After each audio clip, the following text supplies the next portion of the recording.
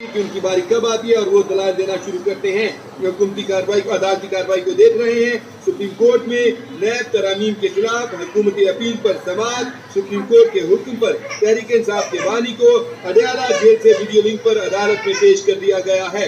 अदालत में पेशी के मौके पर तहरीक इंसाफ के बानी की तस्वीर सामने आ गई है। आपको बताएं कि बानी पीटीआई नीले रंग की शर्ट पहने अपने मखसूस अंदाज में बैठे हुए अपनी बारी का इंतजार कर रहे हैं दलाल देने के लिए। अहम खबर आपको दे रहे हैं, सुप्रीम कोर्ट से बानी पीटीआई की तस्वीर सामने आ गई है। वीडियो लिंक पर अदालत में पेश है। नीले रंग की शर्ट पहने हुए अपने मखसूस अंदाज में अपने दलाल देने के लिए बारी का इंतजार कर रहे हैं।